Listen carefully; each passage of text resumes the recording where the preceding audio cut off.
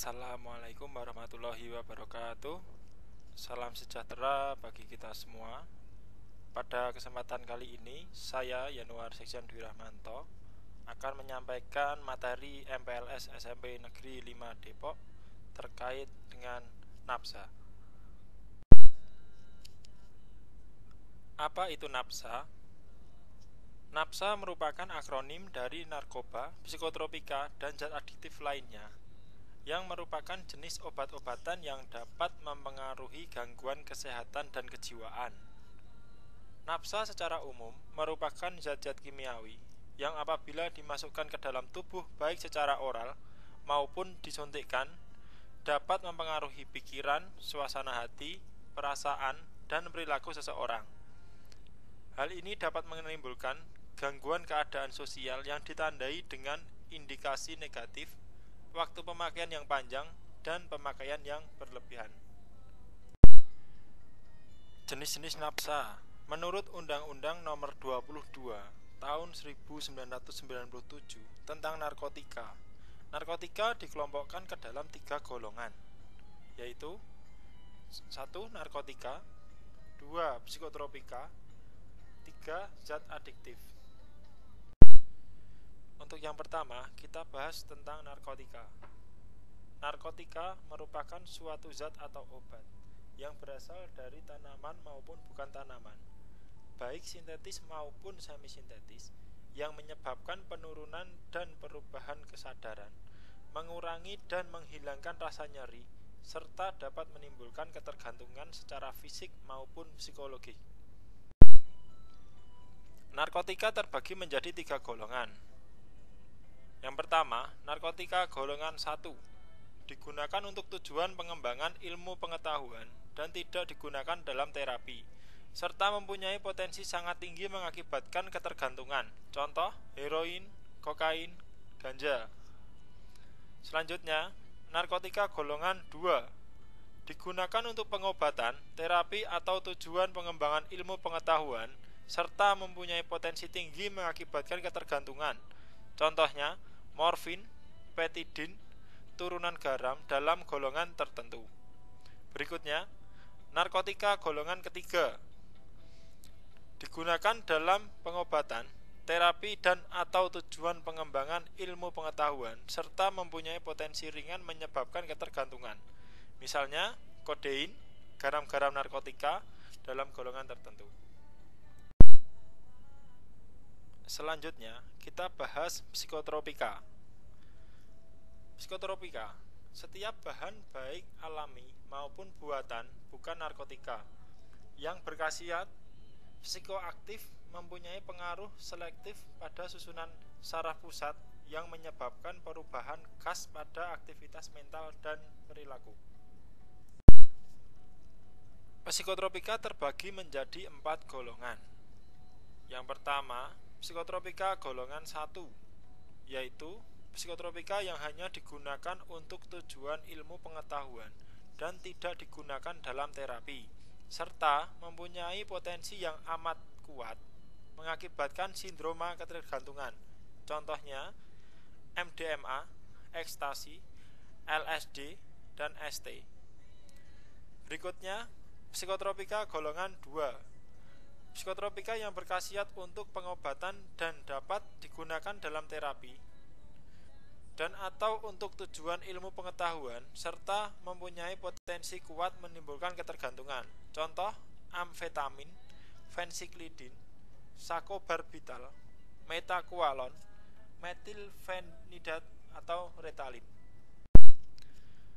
Berikutnya, psikotropika golongan 3, yaitu psikotropika yang berkhasiat pengobatan dan banyak digunakan dalam terapi dan atau untuk tujuan ilmu pengetahuan, serta mempunyai potensi sedang menyebabkan ketergantungan. Contoh, fenobarbital dan flunitrazepam. Berikutnya, psikotropika golongan 4, yaitu psikotropika yang mempunyai khasiat pengobatan dan sangat luas digunakan dalam terapi dan atau untuk tujuan ilmu pengetahuan, serta mempunyai potensi ringan mengakibatkan ketergantungan. Contoh, diazepam, klobazam, bromazepam, clonazepam, chlordiazepoxiase, nitrazepam. Selanjutnya kita bahas zat adiktif. Zat adiktif adalah bahan lain yang bukan narkotika atau psikotropika yang merupakan inhalasi yang penggunaannya dapat menimbulkan ketergantungan. Misalnya lem, aseton, ether, premix, thinner, dan lain-lain. Dalam Kepres tahun 1997, minuman yang mengandung etanol yang diproses dari bahan hasil pertanian yang mengandung karbohidrat dengan cara fermentasi dan destilasi atau fermentasi tanpa destilasi, maupun yang diproses dengan mencampur konsentrat dengan etanol atau dengan cara pengenceran minuman mengandung etanol. Minuman alkohol dibagi menjadi 3 golongan sesuai dengan kadar alkoholnya, yaitu golongan A, minuman beralkohol dengan kadar etanol 1% sampai 5%, misalnya bir, Greensen, dan lain-lain. Berikutnya golongan B, minuman beralkohol dengan kadar etanol 5% sampai 20%, misalnya anggur kolesom.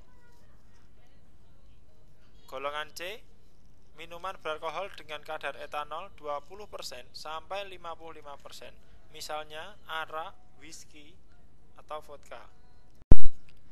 Faktor penyebab penyalahgunaan nafsa. Yang pertama, faktor individu. Kebanyakan penyalahgunaan nafsa dimulai atau terdapat pada masa remaja. Sebab remaja yang sedang mengalami perubahan biologis, psikologis, maupun sosial yang pesat merupakan individu yang rentan untuk menyalahgunakan nafsa. Berikutnya, faktor lingkungan. Faktor lingkungan meliputi faktor keluarga dan lingkungan pergaulan baik sekitar rumah, sekolah, teman sebaya, maupun masyarakat. Selanjutnya, faktor nafsa. Mudahnya nafsa didapat di mana-mana dengan harga terjangkau. Banyaknya iklan minuman beralkohol dan rokok yang menarik untuk dicoba. Khasiat farmakologis nafsa yang menenangkan, menghilangkan nyeri, menidurkan, membuat euforia atau fly atau stone, high, teler, dan lain-lain. Dampak atau resiko penyalahgunaan narkoba. Penyalahgunaan narkoba atau nafsa dapat berakibat buruk pada tubuh, kejiwaan, dan kehidupan sosial pemakainya, maupun keluarga dan masyarakat umum sekitarnya. Secara fisik, organ tubuh yang paling banyak berpengaruh adalah sistem saraf pusat, yaitu otak, sumsum tulang belakang, organ otonom, dan panca indera. Berikut dampak fisik atau jasmani akibat penyalahgunaan narkoba, yaitu kejang-kejang, halusinasi, gangguan kesadaran, kerusakan saraf tepi atau perasa, infeksi akut otot jantung, gangguan peredaran darah, sesak nafas atau kesukaran untuk bernafas. Psikologis atau kejiwaan. Ketergantungan pada narkoba atau nafsa membuat tidak dapat lagi berpikir dan berperilaku normal.